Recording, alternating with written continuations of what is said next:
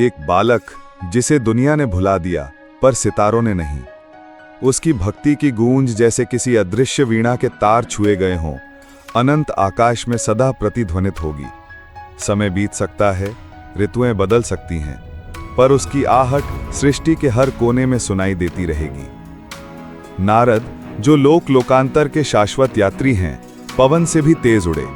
उनके चरणों के नीचे आकाश मानो पीछे छूटता गया, क्योंकि बालक के हृदय की पुकार किसी भी बोले गए शब्द से अधिक तीव्र, पवित्र और तात्कालिक थी। और विष्णु, जो सभी लोकों के पालनहार हैं, वैकुंठ की शांत अनंतता से जाग उठे। उनके कमल नयन धीरे धीरे खुले, जिनसे अनंत करुणा झलक रही थी, क्योंकि भक्ति का शुद्ध प्रकाश स्वयं स्वर्ग को भेद कर उनके चरणों तक पहुंच गया था, और उस पुकार को वो अनसुना नहीं कर सकते थे। वन एकदम स्थिर हो गया, न कोई पत्ता हिला, न हवा की कोई सरसराहट, मानो सारी सृष्टि अपनी सांस रोककर खड़ी हो गई हो। पत्तियों पर जमी ओस भी मानो थम गई थी, ताकि वो बालक की आत्मा की मौन साधना की हर तरंग को सुन सके। उस दिन स्वयं ब्रह्मांड ने अपनी राह मोड़ दी। बादलों को चीरते हुए, आकाश को स्वर्ण अग्नि से प्रज्वलित करते हुए वो धीरे धीरे नीचे उतरने लगा। यह किसी राजा के लिए नहीं था, बल्कि उस छोटे से बालक के लिए था, जिसने अपनी निर्मल भक्ति से स्वयं भगवान के हृदय को छू लिया था।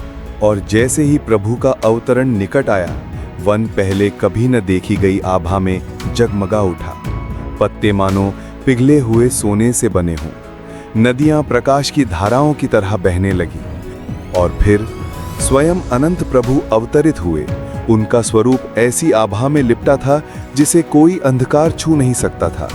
उनके चरण भूमि से ऊपर मंडरा रहे थे, धूल से अछूते, पर उसी एक क्षण में ऐसा लगा मानो उनकी उपस्थिति ने संसार के हर जीवित हृदय को छू लिया हो। धीरे धीरे, जैसे किसी अनंत स्वप्न से जाग रहा हो, बालक की आंखें खुली। उनमें प्रभु का प्रतिबिंब चमक रहा था, सूर्य से उज्जवल, चंद्रमा से कोमल। एक आंसू बह निकला, दुख का नहीं, बल्कि एक ऐसे स्वप्न का जो मानवीय इच्छाओं की सीमा से परे पूर्ण हो चुका था।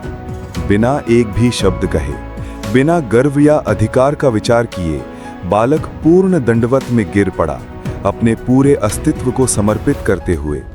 कुछ क्षण ऐसे होते हैं जब शब्द बहुत छोटे पड़ जाते हैं, जब आत्मा के झुकने के अलावा अनंत के सामने और कोई भाषा नहीं बचती। और प्रभु, जिन्हें न शक्ति ने प्रभावित किया, न धन ने, बल्कि भक्ति की पवित्रता ने, झुककर मुस्कुराए। उनकी मुस्कान में अनगिनत सूर्यों की ऊष्मा, हजार चंद्रमाओं की शांति और स्वयं अनंत का आशीर्वाद समाया हुआ था। असीम आकाश से एक प्रकाश का सिंहासन प्रकट हुआ, जो अनंत तारों के बीच स्थित था। ऐसा स्थान जो राजसत्ता और समय से परे था, जहां भक्ति सूर्य की तरह सदा सदा के लिए चमकती रहेगी। हाथ जोड़े और आंसुओं से भरी आंखों से बालक ने और कुछ नहीं मांगा, क्योंकि प्रभु के दर्शन में उसने वह खजाना पा लिया था जो सभी सोने और दुनिया के सभी राज्यों से बड़ा था। और फिर जैसे संध्या का सूर्य धीरे धीरे ढलता है, प्रभु आकाश की ओर उठने लगे।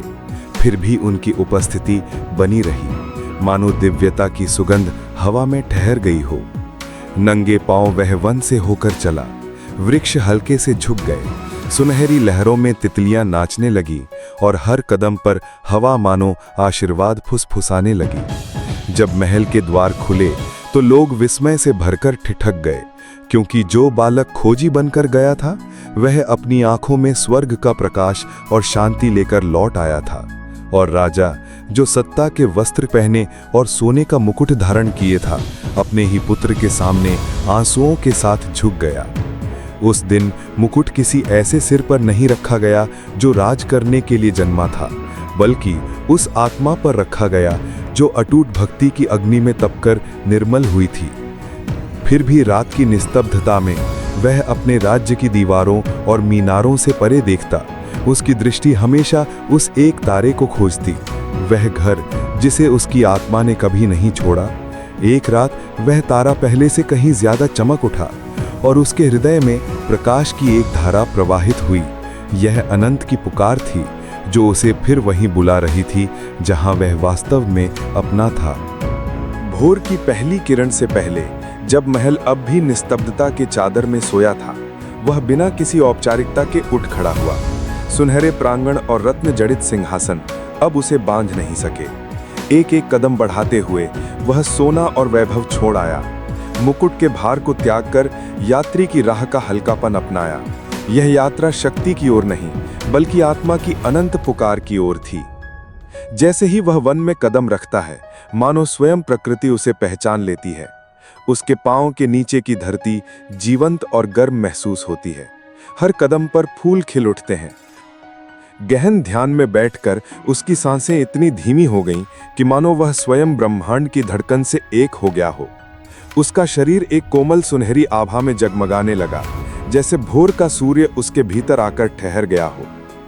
फिर आकाश के क्षितिज से वह प्रकट हुआ, प्रभु का रथ, जो प्रकाश के तंतुओं से बुना था, जिसके पहिए हवा के साथ घूम रहे थे और जिसमें अनंत आकाश की सुगंध बसी थी। वह उतरा किसी राजा के गर्व के लिए नहीं, बल्कि उस अडिग भक्त के हृदय के लिए जिसने अपने प्रेम में कभी डगमगाहट नहीं आने दी थी। धरती की ओर अंतिम दृष्टि देते हुए उसने दिव्य प्रकाश में कदम रखा। उसका स्वरूप चमकती तारों की धूल में विलीन हो गया, हर कण भक्ति की सुगंध से भरा हुआ, जो ब्रह्मांड में फैलकर सदा के लिए चमकने लगा। कुछ के लिए वह केवल एक तारा है, पर जो खोजते हैं उनके लिए वह एक दीप स्तंभ है। यह वचन कि भक्ति धरती और स्वर्ग के बीच की दूरी मिटा सकती है और प्रभु के प्रति प्रेम कभी क्षीण नहीं होता।